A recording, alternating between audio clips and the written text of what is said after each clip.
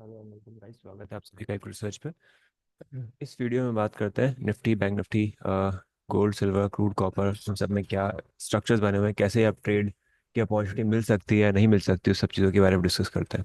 चलो, तो निफ्टी में एक चीज़ आपने देख ली होगी पिछले कुछ टाइम से, लास्ट ऑलमोस्ट 1 वीक से ही एक रेंज बनी हुई है, राइट? और आज ये रेंज ब्रेक करने की कोशिश भी कर रही है। अब अगर ये रेंज ब्रेक कर जाती है तो एक फॉल हम और एक्सपेक्ट कर सकते हैं, बट अगर रेंज ब्रेक नहीं करती है और वापस यहाँ से रिकवरी आती है, जिसके चांस थोड़े अच्छे नजर आ रहे थे कल, क्योंकि रीजन ये था कि कल मिड कैप काफी अच्छा परफॉर्म कर रहा था। आज मिड कैप वापस जहाँ से मोमेंटम दिया था वैसे ही वैसे वापस नीचे भी आ गया है। तो थोड़ा सा अनसर्टेन सा चल रहा है मार्केट। वर्ल्ड में बहुत सारी सी न्यूज़ वगैरह भी होती है। अब कई सारी न्यूज़ बहुत टाइप की होती है। कई बार न्यूज़ के नाम पर हम सोचते हैं कि मार्केट इसलिए गिरा बिकॉज न्यूज़ थी, और कई बार वो बस एक आउटकम होता है और कुछ भी नहीं होता है ना। कई बार न्यूज़ नहीं भी होती तब भी मार्केट गिर जाता है, तो ये कहना थोड़ा मुश्किल है। इसलिए हमेशा इस चीज़ का ध्यान रखना ज़रूरी है कि आपको जो आपका व्यू है ना, वो जो ट्रेडिंग का जो भी स्किल वगैरह जो भी सेट है, वो एक तरीके से सेटअप, जो आपका ट्रेडिंग मेथड है वो एक टेक्निकल बेस्ड हो, ना कि न्यूज़ बेस्ड, ना कि कोई भी चीज़ बता दी किसी ने कुछ हो गया ऐसा हो गया वैसा नहीं होता। सिर्फ टेक्निकल अंडरस्टैंडिंग के बेसिस पर ही एक अच्छा खासा कॉर्पस क्रिएट किया जा सकता है। अगर हम यहाँ पे देखें तो ओवरऑल यहाँ पे सेल का सिग्नल चल रहा था। 5 मिनट के चार्ट में भी देखें तो 5 मिनट के चार्ट के अकॉर्डिंगली भी यहाँ पर हमारे पास एक सेल का सिग्नल ही बना हुआ है। पॉइंट यहाँ पर ये होता है जब मार्केट थोड़ा सा ऐसे सिनारियो में होता है, या फिर हम स्टक हो जाते हैं पोजीशंस को लेकर। जब स्टक हो जाते हैं पोजीशंस को लेकर तो समझ में नहीं आ पाता कि क्या करे, तो करे क्या, एंट्री ले, एग्जिट ले, क्या करे, एवरेज करे, क्या करें। तो हमेशा इस चीज़ का ध्यान रखें। जब आपको पता नहीं होता कि आपका प्री है ना, प्री डिफाइंड स्टॉप लॉस क्या है ना, हमेशा प्री डिफाइंड होना चाहिए स्टॉप लॉस, प्री डिफाइंड होना चाहिए। अगर आप स्टॉप लॉस प्री डिफाइंड नहीं है तो फिर आप वो ट्रेड में दूर तक नहीं जा पाओगे। ट्रेडिंग में इस चीज़ का ध्यान रखना बहुत जरूरी है। प्री डिफाइन अगर स्टॉप लॉस रहेगा तो उस केस में आप कहीं ना कहीं अ, संभाल पाओगे अपने आप को, राइट? एक बार सेल हो गया, 2 बार सेल हो गया, 3 बार कितनी बार हो गया सेल, तो यही है। और रिवॉर्ड भी आपको हमेशा 1:1, 1:3, 1:3। अगर स्टॉप लॉस आपका बड़ा है तो आप वहाँ पे ट्रेड लेने के से पहले सोचें, या फिर आपका ये ध्यान रखें कि मैं अपनी क्वांटिटी कम कर लूँ, पोजीशन साइजिंग अपनी कम कर लूँ। तो वो बहुत इंपॉर्टेंट है। अभी फिलहाल के लिए अगर मैं देखूँ आर्ली चार्ट के बेसिस पे, जब तक ये 22,800 के ऊपर सस्टेन कर रहा है निफ्टी, तब तक सब कुछ सेफ है, तब तक कोई प्रॉब्लम नहीं है। हो सकता है कि जैसे यहाँ पर ये भी हैमर काइंड ऑफ पैटर्न बनाने की कोशिश कर रहा है, ये हैमर बन रहा है यहाँ पर और कंफर्मेशन कैंडल बन रहा है, तो 44 मिनट्स में क्लोज हो जाएगा। यानी आज नहीं तो मंडे को देखते हैं, मंडे को क्या होता है। और अगर मोमेंटम मिलता है तो हो सकता है यहाँ से मोमेंटम मिल जाए अपसाइड में। होपफुली यही होना चाहिए, ज़्यादा अच्छा रहेगा। बैंक निफ्टी देखिए, बैंक निफ्टी भी एक ऐसे इंपॉर्टेंट लेवल पर ही खड़ा हुआ है आके, है ना। ये ट्रेंड लाइन क्या भी बनाया था हमने, मोमेंटम मिला भी, पर सस्टेन नहीं कर पाया, राइट? सस्टेन नहीं कर पाया। अब ये ऐसे लेवल के लिए जाता है तो वेल एंड गुड है, अदरवाइज अगर ब्रेक करता है तो फिर और फॉल हम यहाँ पे एक्सपेक्ट कर सकते हैं, है ना। फिर निफ्टी वगैरह सब में सेम सेम स्ट्रक्चर, टेक्निकल को फॉलो करोगे तो प्रॉपरली आपको हर जगह ही ट्रेड लेने का मौका बनाने का मौका मिलता रहेगा। इस चीज़ को ध्यान में रखते हैं।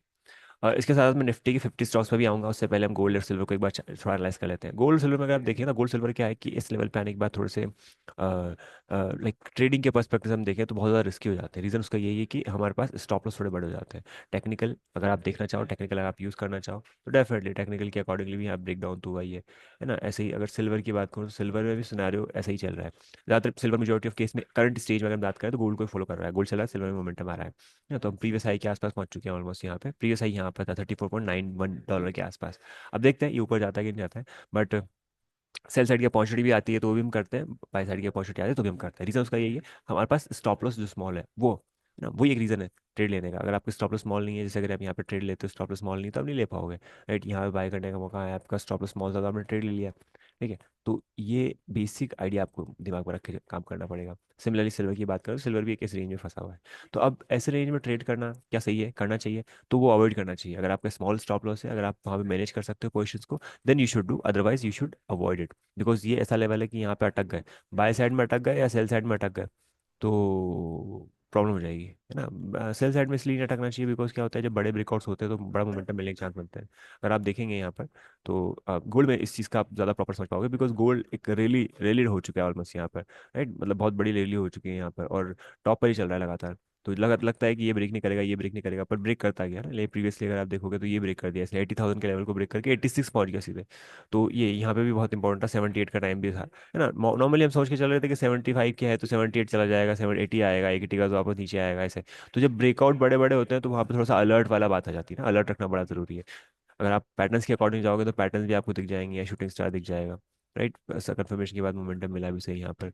तो उसी के अकॉर्डिंगली, हमारे सिस्टम के अकॉर्डिंगली हमारा सारा डिसीजन मेकिंग बहुत तो ज़्यादा अच्छा है। क्रूड को मैं यहाँ पे लेके आऊँ तो क्रूड में ज़रूर यहाँ पे एक सेल ऑफ आ सकता है मुझे लगता है, क्योंकि क्रूड जो है एक रेंज में चल रहा है पिछले कुछ टाइम से। और ये रेंज जो है ये ऐसे रेंज काम कर रही है। ठीक है, ये रेंज काम कर रही है, तो ये रेंज इसके बीच में चलता रहे तो ज़्यादा अच्छा है। रेंज में घूमता रहेगा मार्केट तो ज़्यादा बढ़िया रहेगा। और कोशिश हो सकती है यहाँ पे फॉलो होने के बाद थोड़ा बहुत नीचे गिरना स्टार्ट करें। तो क्रूड का ये है, और स्मॉल स्टॉप लॉस है ना, मेनली वही है, हमेशा दिमाग में ये रखना है मेरे को कि स्टॉप लॉस क्या है। स्मॉल स्टॉप लॉस होगा तो आप प्रॉपरली डिसीजन मेकिंग ले पाओगे, अदरवाइज प्रॉब्लम हो जाएगी।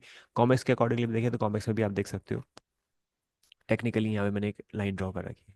फॉल आ चुका है कंफर्ट, राइट। अभी ये यहाँ तक के लेवल्स के लिए, यहाँ तक के लेवल्स के लिए, यहाँ तक के लेवल्स के लिए गिर सकता है। हम होपिंग कि थोड़ा ज़्यादा फॉल यहाँ पर आना चाहिए। रीज़न, क्योंकि टेक्निकली ये ऐसा स्ट्रक्चर है कि ये फॉल कर सकता है यहाँ तक के लेवल्स के लिए, तो आप पोजिशन के अकॉर्डिंगली बनाने की सोचें। जिंक है, क्रूड है, कॉपर है, ये बड़े बड़े प्रॉपर एसेट क्लास मानता हूँ मैं। अगर आप थोड़ा सा भी लाइक फटाफट लेके बैठने लेकर कोशिश करने वाले इंसान है, अगर आप फटाफट एंट्री लेके एग्जिट लेने की कोशिश कर सकते हो तो ये आपके लिए स्कैल्पिंग के लिए बड़े सबसे अच्छे एसेट क्लास है, बहुत ज़्यादा। और धीरे धीरे भी चलते हैं, तो सोचने का मौका मिल जाता है कई बार। निफ्टी की तरह नहीं है एकदम से बढ़ गए एकदम से गिर गए। एल्यूमिनियम भी देखेंगे तो एल्यूमिनियम भी क्या है, वर्ल्ड टैरिफ की वजह से एक प्राइस यहाँ पे भी आप देखो बहुत ज़्यादा हाई हो चुका है। कॉमेक्स का चार्ट देखो तो कॉमेक्स के चार्ट में जब ये ब्रेकआउट हुआ तो लग रहा था कि ऐसा कुछ होगा, बट कुछ क्लियर व्यू नहीं था। बट अगर हम यहाँ पे देखें 15 मिनट या 1 आवर का चार्ट हम यूज़ करें तो ज़्यादा अच्छे से हम इस चीज़ को मैनेज कर पाएंगे और देख पाएंगे। Thank you. तो ये इस चीज़ का आपको ध्यान रखना बहुत ज़रूरी है। नेचुरल गैस आप देखिए, नेचुरल गैस में 6% का मोमेंटम आ चुका है, और नेचुरल गैस में अगर आप देखेंगे तो ग्रुप में हमने 310 के अराउंड के स्टॉप के साथ 313-14 के आसपास का एंट्री दिया था। एंड एक्सपेक्टफुली ये लग रहा था कि 330 तक चला जाएगा, इससे ज़्यादा तो क्या जाएगा। But it just shoot up and go to 388 है ना। $4.2 है, $4.4 का जो लेवल है ना नेचुरल गैस में, बड़ा इंपॉर्टेंट लेवल है। तो जैसे वो ब्रेक करता है तो बड़े लेवल्स खुल जाते हैं। क्यों? क्योंकि अभी वर्ल्ड मार्केट भी कुछ ऐसा अनसर्ट चल रहा है, यूक्रेन और रशिया के बीच में भी क्या चीज़ें प्रॉब्लम आ रही है क्या है। एक्चुअली क्या होता है, न्यूज़ हमारे पास बहुत लिमिटेड आती है। आप चाहे कितने अच्छे से अच्छे सॉफ्टवेयर यूज़ कर लो, बहुत सारी चीज़ें आपको नहीं पता चलती है। तो रहता है 4 लोगों की बात सुनने या 10 लोगों को देखने से अच्छा है कि आप अपना जजमेंट खुद बनाओ। जजमेंट खुद रहेगा तो क्या होगा, ज़्यादा ज़्यादा स्टॉप लॉस तो होगा। इसलिए ज़रूरी है एक सिस्टम पे फोकस करना, एक सिस्टम पे अपना पूरा दिल दिमाग लगा देना, और वही आपके लिए सक्सेसफुल होने का एक रास्ता बता सकता है। कभी कभी ऐसा होता है, जैसे यहाँ आपने बाई किया, आपका ट्रेलिंग एसएल स्टॉप लॉस यहाँ प्रीवियस कैंडल के लो का होना चाहिए, वो तो हिट हो गया, उसके बाद ऊपर जाना स्टार्ट हो गया, तो कभी कभी ऐसा होता है। तो if you are comfortable you can you should trade accordingly. थोड़ा बड़ा रखना पड़ेगा, और ये तो कॉमर्स का चार्ट मैंने आपके सामने खोल रखा है। नहीं, यू जस्ट फाइंड आउट कि यहाँ पे अगर मैं इसका चार्ट यूज़ करता हूँ तो क्या मुझे मौका मिलता है। हाँ, मॉर्निंग में मौका था यहाँ पर, बट मैंने भी ध्यान नहीं दिया और ये मिस हो गया। और बहुत अच्छा ट्रेड था, 361 से लेकर 376, ऑलमोस्ट 10 पॉइंट के आसपास का मौका मिल सकता था। तो उसके अकॉर्डिंग कल यहाँ भी ट्रेड था, ये भी हमने मिस किया। बट ये वाला जो ट्रेड था ये हमने कैप्चर किया है। तो रोज़ काम करना भी ज़रूरी नहीं है, जब मौका मिले तब ट्रेड करना है।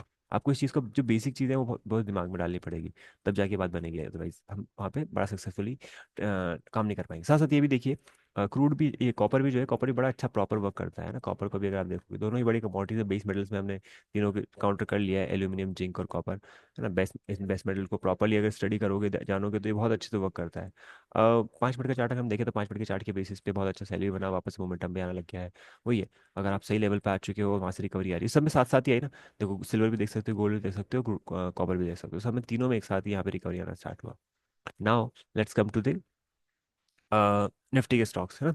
निफ्टी के स्टॉक्स में बात करें तो मेटल आज स्ट्रांग है। आप यहाँ पे देखिए हिंडाल्को और टाटा स्टील। हिंडाल्को में कल हमने ही बात की है लॉन्ग जाने की, रीजन उसका ये भी है कि यहाँ पर स्ट्रक्चर बहुत स्ट्रांग है, और अर्निंग्स भी काफ़ी अच्छी आई है। आई थिंक वही एक रीज़न है, यहाँ पे आप देख सकते हो ब्रेकआउट वाला सिनारियो बना है ये। और उसके बाद आप देख सकते हो मोमेंटम यहाँ पे कंटिन्यू अपसाइड ही है ना, क्लियर व्यू है। और साथ साथ अगर हम यहाँ पे देखें डेली और वीकली चार्ट को देखो तो डेली चार्ट में बहुत अच्छा खासा ब्रेकआउट है यहाँ पे। 4 आवर चार्ट भी देखोगे तो बहुत अच्छा खासा ब्रेकआउट है, ये ब्रेकआउट आपको बहुत अच्छा खासा कैप्चर करने का मौका मिल सकता है। टाटा स्टील थोड़ा पसंद नहीं है मुझे स्टॉक, रीजन उसका ये है कि ये कुछ क्लियर व्यू देने में हिचकिचाता है या दे नहीं पाता है ना। तो आप हमेशा इस चीज़ का ध्यान रखें कि जब भी आपको 15 मिनट के बेसिस पे कोई अच्छी एंट्री लेने का मौका मिले तो आप उसके बेसिस पे काम करने की कोशिश करें, अदरवाइज अवॉइड करें इस स्टॉक को। अ, ये सोच के हम काम करें ना कभी कि इसको 20% में 5-7% के लिए मैं होल्ड करूंगा, तो वो पॉसिबल नहीं लगता मुझे कभी कभी। तो you should be keep in this mind. And Eicher Motors also in a range, Eicher Motors also in a range. तो आप देख सकते हो ब्रॉडर व्यू है, यहाँ पे रेंज में बना हुआ है। अब ये इस यहाँ तक के लेवल्स के आने के बाद आई डोंट नो ऊपर जाएगा नीचे जाएगा। महिंद्रा महिंद्रा का कल हमने ट्रेड लिया था यहाँ पर, बट अनफॉर्चुनेटली उसमें स्टॉप लॉस हो गया है, और कोशिश थी कि इस रेंज में चलेगा, बट इस रेंज में नहीं चल रहा है, और ये आज ब्रेक कर दिया है इसने। तो स्टॉप लॉस हो चुका है इसमें, राइट। ये नीचे आ गया बिल्कुल, गैप डाउन ओपनिंग। अर्निंग्स खास नहीं थी, बट मुझे भी लगता है कि एक अर्निंग से इतना बड़ा इम्पैक्ट नहीं आएगा, बिकॉज ज़्यादा कोई ड्रास्टिक चेंज नहीं आया, रेवेन्यू कम हुआ है, अर्निंग्स कम हुई है।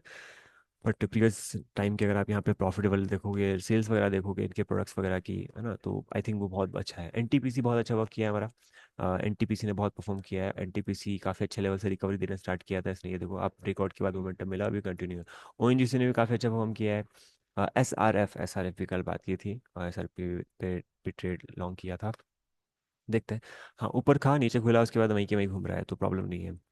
तो ठीक है यार स्ट्रक्चर भी। और अब एक और स्ट्रक्चर देखना चाहो तो गुजरात केस देख सकते हो। गुजरात केस एक बहुत अच्छे लेवल पर चल रहा है अभी, और बहुत अच्छे टाइम फ्रेम में, बहुत इंपॉर्टेंट जोन के आसपास है, तो you should always keep in this in mind. तो ये आप देख सकते हो यहाँ पे इंपॉर्टेंट लेवल था, राइट, इसी के आसपास है। अब यहाँ से रिकवरी आने के चांस बनते तो हैं, बट देखते हैं, स्टॉप लॉस के साथ ही होना चाहिए, क्योंकि ऐसे मार्केट में अगर आप कुछ भी करने की कोशिश करते हो तो वो बैकफायर करता है, तो बहुत आपको बड़ा झटका दे सकता है ना, होल्ड करने पड़ सकते हैं आपको स्टॉक। तो ये ध्यान में रखना बड़ा ज़रूरी है। तो यही एक रीज़न है कि मैं स्टॉक, इक्विटी, कमोडिटी, इक्विटी को छोड़ के ज़्यादा कमोडिटी फोकस करना पसंद करता हूँ, बिकॉज कमोडिटी आपको क्या है, एक रेंज देती है। वर्स्ट के सिनारियो में अगर आप स्टॉक हो भी जाओगे ना तो आपको बड़ी प्रॉब्लम नहीं होगी।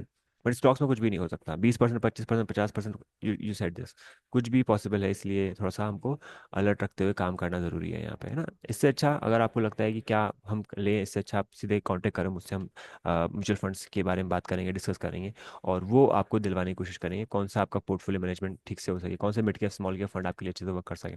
पैसा बनाने का सिंपल तरीका वहाँ पर है। अगर आप डायरेक्टली स्टॉक के थ्रू जाना चाहते हो तो ले फटाफट दे फटाफट वाला काम करो, ज़्यादा बेटर हो पाएगा। या फिर आपको ये प्रिपरेशन दिमाग में रखनी पड़ेगी कि हाँ, मेरा स्टॉक अगर 30%, 40%, 50% भी करेक्ट हो जाएगा, then I will not sell this, है ना। तो ये चीज़ है। अब इसमें KDDL की बात करें तो यहाँ पे अच्छा पैटर्न था, और 3-4 दिन में 37% का रिटर्न मिल गया। बट जिनमें डूबा भी तो है, ये भी आप देख सकते हो, ब्रेकआउट भी होते हुए नजर आ रहा है, बट अब नाउ इट्स वेरी एक्सपेंसिव, तो हम बात नहीं करेंगे, इस पर काम नहीं कर पाएंगे। ऐसे कई सारे स्ट्रक्चर अच्छे हैं जो मौका तो दे रहे हैं, पर थोड़ा सा हिचकिचाहट इसलिए भी है बिकॉज निफ्टी का व्यू वीक है। निफ्टी अगर वीक रहती है ना तो फिर हम यहाँ पे कुछ बड़ा काम करने की सोच नहीं पाते हैं। आप उसको होल्ड नहीं पढ़ पाओगे, आपको कॉन्फिडेंस नहीं आएगा, कन्विक्शन नहीं आएगा, कन्विक्शन नहीं आएगा तो आप बड़ा कुछ ट्रेड नहीं ले पाओगे वहाँ पे। तो एक्सपेक्टेड है कि यहाँ पर एक तरीके से हैमर काइंड ऑफ पैटर्न बना हुआ है, हैमर सस्टेन करता है, मोमेंटम मिलता है, तो आई थिंक कि बड़ा मूव देने के लिए तैयार हो जाएगा। तो ये था आज का सेशन। अगर आपको पसंद आया वीडियो तो प्लीज़ इसे लाइक करें, शेयर करें, सब्सक्राइब करें। और आप हमसे जुड़ना चाहते हैं तो प्लीज़ दिए गए नंबर पे एक बार मैसेज या कॉल करें, तो हम इस पर डिस्कस करेंगे, एंड हाउ कैसे फाइनेंशियल प्लानिंग की जा सकती है, कैसे हम एक प्रॉपर प्लान बनाते हुए इन्वेस्ट कर सकते हैं मार्केट, और उसको अच्छे से जानने की कोशिश करेंगे। Thank you so much for watching this video, मिलते हैं फिर से।